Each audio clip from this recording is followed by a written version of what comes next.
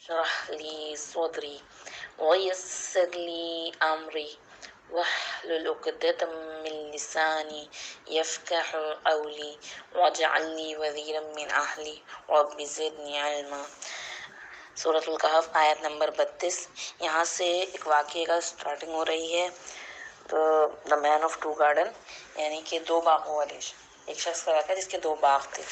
بظاہر تو یہ واقعہ ایک عام اور سادہ سا واقعہ ہے گا، لیکن اس واقعے کے اندر جس طریقے سے قرآن میں بیان کیا گیا ہے گا اور جو حقانیت سامنے آ رہی چیزوں کی، اس میں سے جو لیسنس نکلتے ہیں گے وہ سارے کے سارے دجالی دور کے حوالے سے بہت امپورٹنٹ ہیں، اور وہ سب دجالی دور میں جا کر اپنے عروج پر پہنچ جائیں گے، اور اس کی جو ہے وہ اس واقعے سے نکلتی ہے گی ان سب چیزوں کی۔ تو پہلے ہم اس واقعے کو پڑھیں گے اور اس کے بعد ہم مزید اس کے اندر پھر غور و فکر کر کے اور کچھ باتوں کو وائنڈ اپ کریں گے کہ کون کون سی ایسی چیزیں ہیں گی جو دجالی دور میں عروج پر پہنچیں گی، اور اس کا حل اس واقعے سے نکلتا ہے خالی۔ تو آیت نمبر 32 سٹارٹ کرتے ہیں۔ وَاضْرِبْ لَهُم مَثَلَ الرَّجُلَيْنِ، اے نبی صلی اللہ علیہ وسلم آپ بیان کیجئے ان کے لیے دو اشخاص کی مثال، یعنی دو لوگوں کا واقعہ آئے گا، اور یہ دو لوگوں کے بارے میں آتا ہے کہ یہ دونوں آپس میں دوست تھے۔ جیسے کہ میں پہلے بتا چکی ہوں، پچھلا جو رکوع آیا گا وہ رکوع جو تھا وہ ہماری سورۃ الکہف کے آغاز کے جو رکوع تھے جس میں اصحاب کہف کا واقعہ تھا اس سے بھی کنیکٹڈ تھا، اور اس والے واقعے سے بھی، کیونکہ اس میں دوستی کی بات آئی تھی، اور دوستی میں آپ دیکھیں کہ وہ اصحاب کہف جو آپس میں دوست تھے تو ان کا جو ایک اچھی دوستی، ایک اچھی کیا نام ہے دوستی، ویسے بھی انسان کی میں نے بتایا کہ لائک مائنڈنیس کی ویسے ہی ہوتی ہے کہ جہاں آپ کا مزاج اور آپ کے نظریے ملتے ہیں وہیں آپ انہی لوگوں سے دوستی کرتے ہیں گے۔ تو ان سب کو ان کی اس دوستی نے ایک ہمت طاقت دی تھی کہ وہ سب کچھ چھوڑنے پہ تیار ہو گئے، ورنہ بعض وقت اکیلا شخص جو ہوتا ہے گا وہ اتنا بڑا قدم اٹھانا اس کے لیے مشکل ہوتا ہے گا۔ اور یہاں مزید اب آگے ایک دو دوست کے واقعے کے بیان ہو رہا ہے گا، تو یہ بیچ والا جو ہم رکوع پڑھ کے آئیں یہ بہت امپورٹنٹ تھا، پچھلے اور اگلے دونوں رکوع کے ساتھ کنیکٹڈ تھا۔ تو یہاں پہ بتایا جا رہا ہے کہ دو اشخاص کا مثال بیان کیجئے لوگوں سے۔ جعلنا لأحدہما جنتین، اس میں سے ایک کو ہم نے دو باغ دیے تھے، یعنی ایک شخص جو تھا وہ امیر تھا اور اس کے پاس دو باغات تھے، من اعناب وحففناہما بنخل، اور وہ دونوں باغ کس کے تھے؟ کھجوروں کے باغ، انگوروں کے باغ تھے، جو اس کے آس پاس سے کھجور جو تھے کھجوروں کے درخت تھے، یعنی دو باغ تھے انگوروں کے، اور ان دونوں کو گھیر کے رکھا ہوا تھا کس نے؟ کھجوروں نے۔ عربوں کے ہاں بہترین باغ انگور کے کہا جاتے ہیں، انگور کو بہت بہترین سمجھا جاتا ہے فصل کے لحاظ سے، کیونکہ انگوروں کی شراب وغیرہ بھی بناتے تھے یہ لوگ، اور وہاں پہ اچھی گروتھ بھی ہوتی تھی۔ تو انگوروں کی بیل کے گردا گرد کیا تھے؟ کھجور کے درخت کی باڑ لگی ہوئی تھی، تاکہ نازک بیلیں جو ہوتی ہیں، جو انگور کی بیلیں ہوتی ہیں، آندھی طوفان وغیرہ سے محفوظ رہیں۔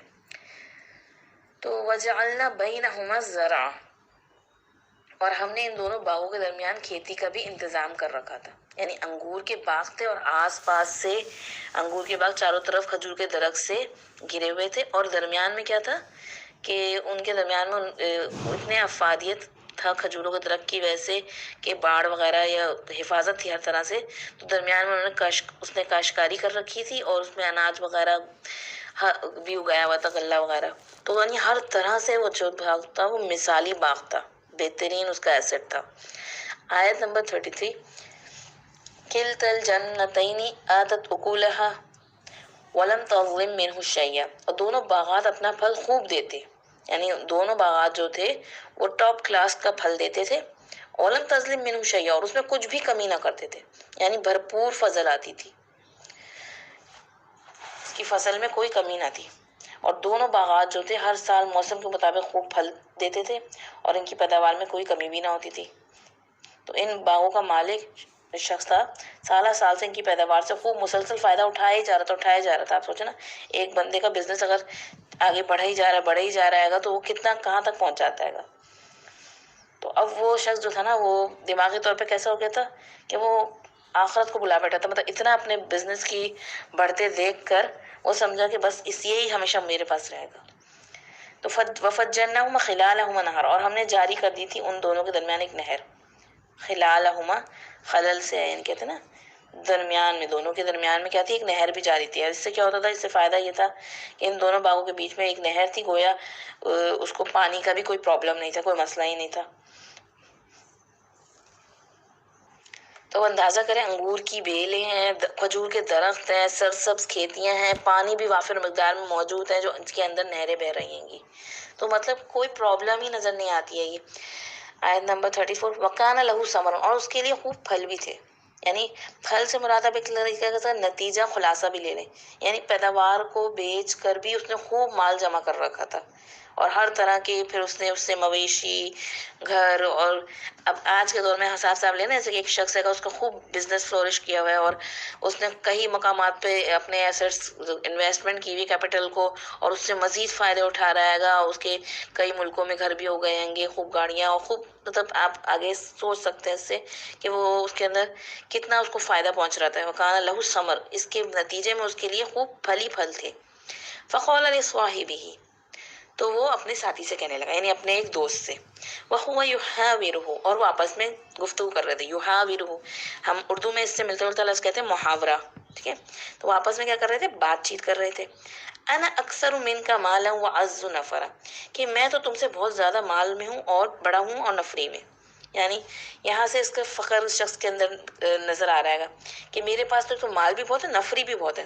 نفری سے مراد کیا ہوتا ہے؟ نفری عدد کے اعتبار سے ہوتا ہے کہ میرے پاس خوب گنتی کے حوالے سے بچے بھی ہیں، اور اللہ تعالیٰ نے بڑھا کے دیے ہوئے ہیں. اور اب دیکھیں، ویسے بھی جو بندہ جس کا مال جس کے پاس زیادہ ہوتا ہے نا، تو اس کے دوست، احباب، مال، اولاد، قبیلہ، کنبہ، سبھی ملنے جلنے والے. آپ سکتے ہیں مال زیادہ ہو تو دوست یار، ملنے جلنے والوں کی کثرت ہو ہی جاتی ہے.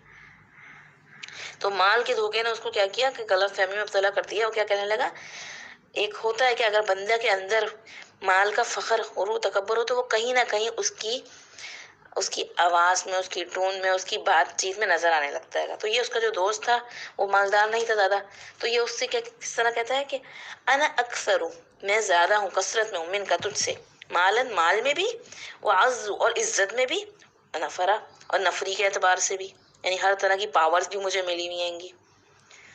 یہی بندے کی جو بندگی ہے نا، یہاں سے اٹھ جاتی ہے گی جب وہ ایک طرح کے انا کا شکار ہوتا ہے، تکبر کا شکار.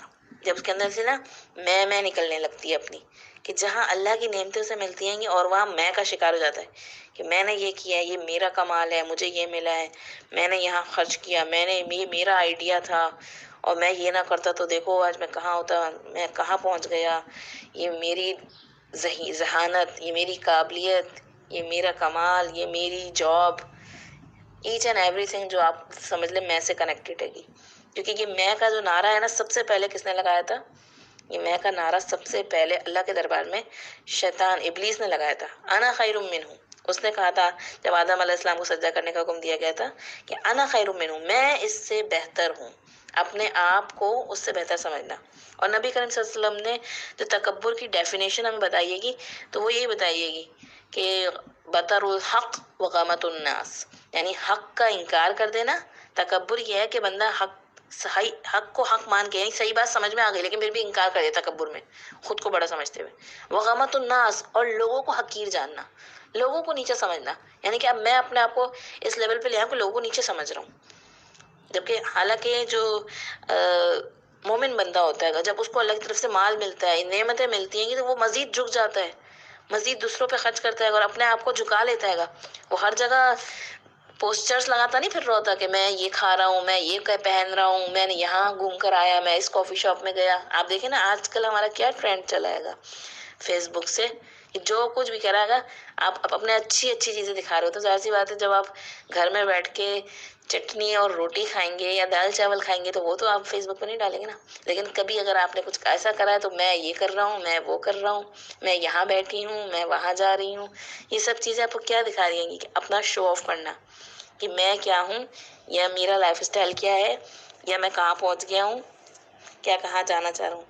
تو یہ آہستہ آہستہ کر کے ہم اس دجالی دور میں تو ویسی ایسی بات ہے، ہم دیکھ رہے ہیں فتنے کتنے آئیں گے، لیکن اپنی زندگی میں بھی تلاش کریں کہ کہیں نہ کہیں یہ چیزیں نظر آتی ہیں.